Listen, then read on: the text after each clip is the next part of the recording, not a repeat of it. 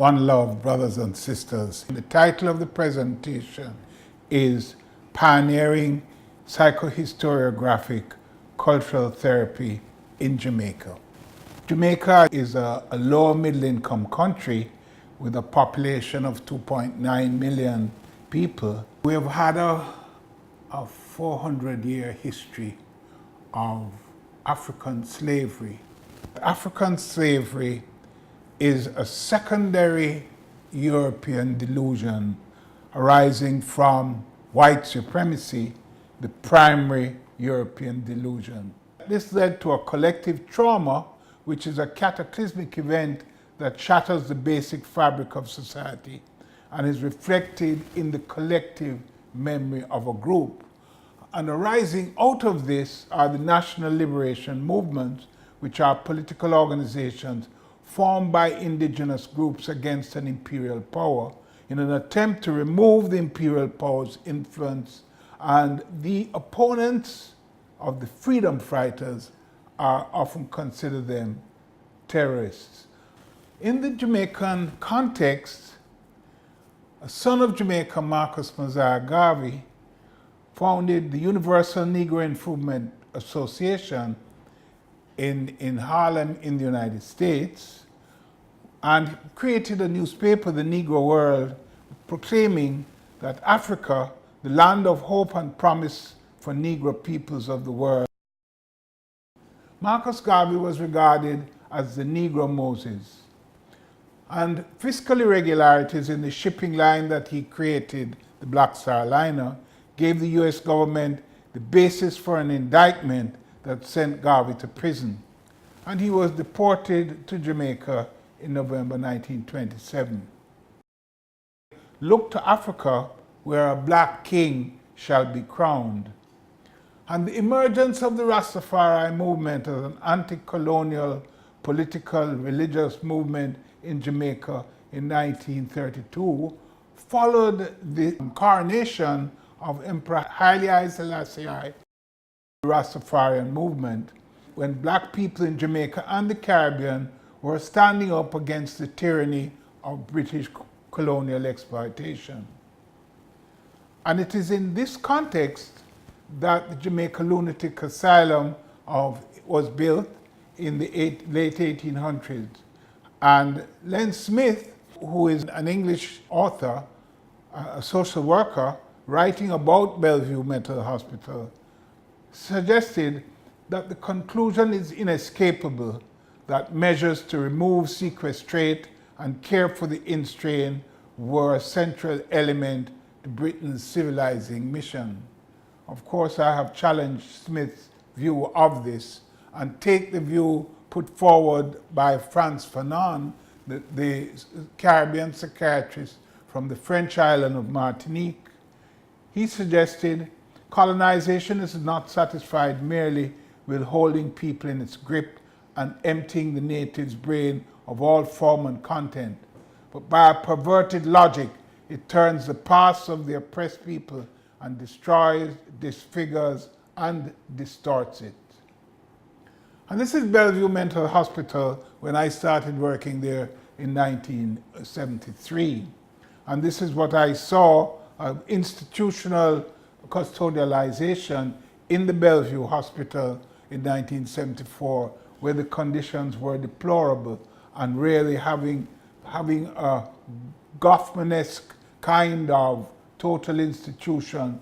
And the Rastafarians who emerged in 1932 were viewed as mad people, forcibly detained in the lunatic asylum with their hairstyle, dreadlocks hairstyle, shaved.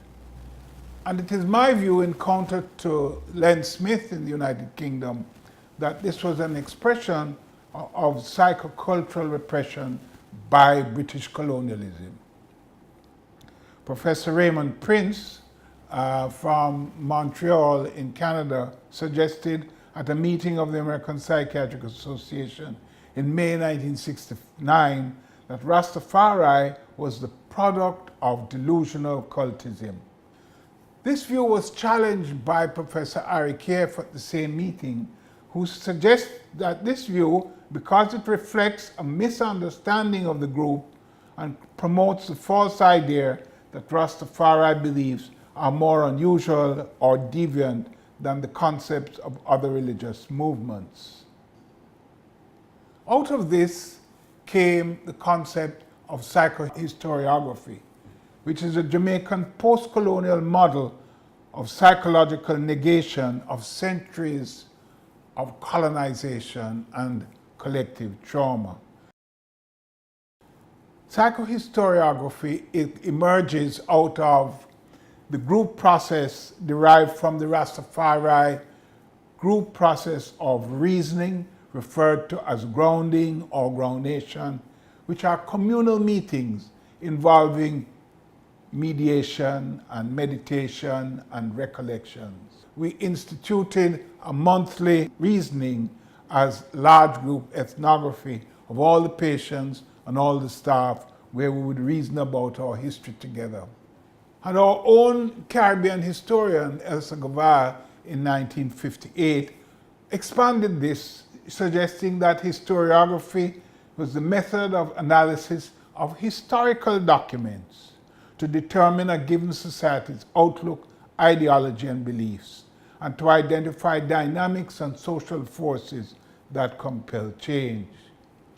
Psychohistoriography, by using the anecdotal materials in people's brains that are recorded in people's memories, that has been exemplified in the oral tradition that has been written about extensively by Erna Lixie Bradbury.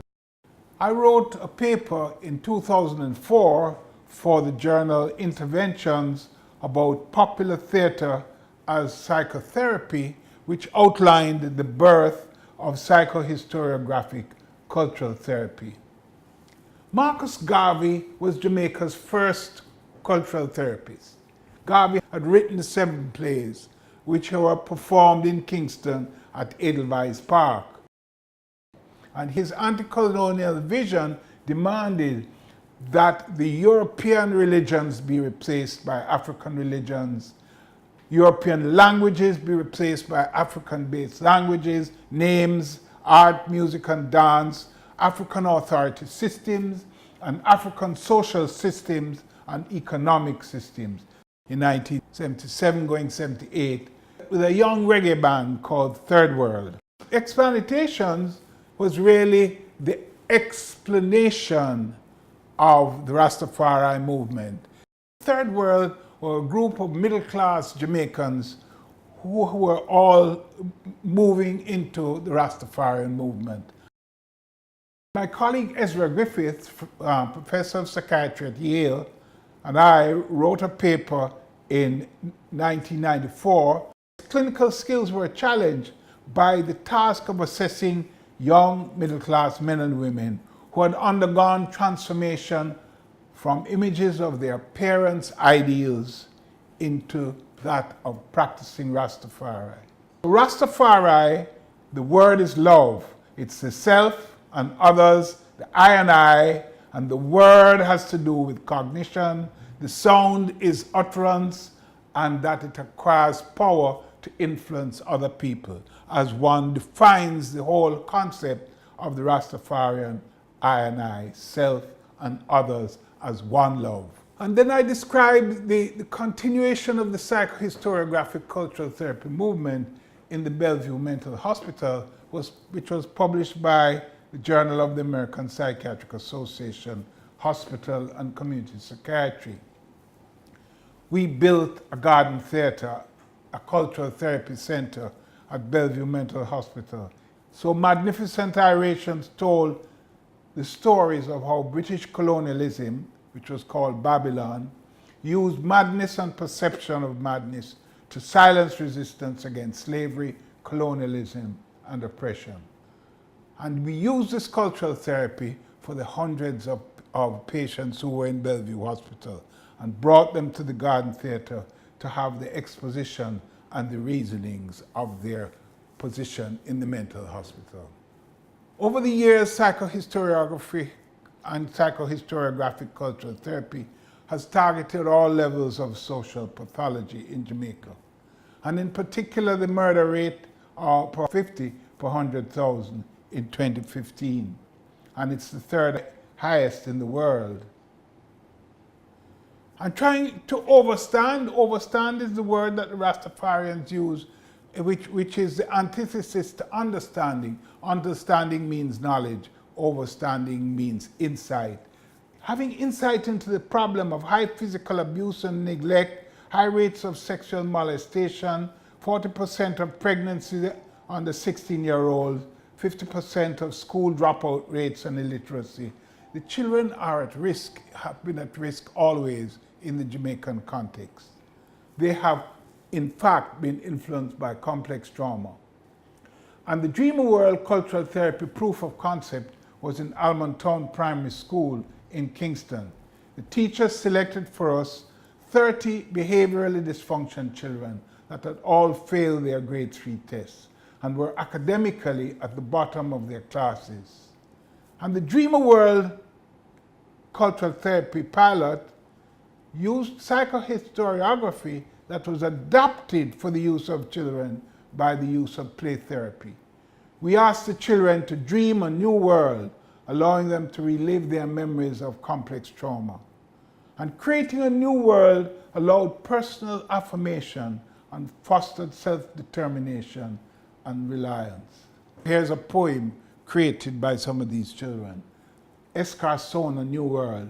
I've got a ticket for the long way round. In Escarsona all the way, and we sure would like your sweet company. We are leaving tomorrow. What do you say? Escarsona, we are going to Esca now. I got to tell you, it's a good place to spend your day. And we published this in Canada, and we had a randomized controlled trial which showed significant improvement in school and social behavior and improved teacher ratings of social and emotional adjustment. So this is the beginning of a theory of change. You have an idea, you then move to a proof of concept, and then from there you move to a scale-up, which is what we did. We took the cultural therapy scale-up into 4 different schools. It had arisen from Psychohistoriographic Cultural Therapy at Bellevue, and we took it into 4 different primary schools: George Headley, Seaview Gardens, Duhaney Park, and Balmagie.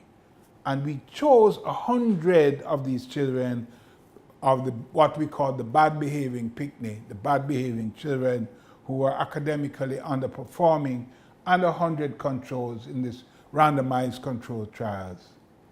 Circling was introduced. We put the children in a circle and we taught them how to center. And then we gave them the poesis of the culturing. And even the poems that the children made, they are the ones who put the words together. We need freedom. We need freedom. We no want no gunshot for bus. We need freedom. We need freedom.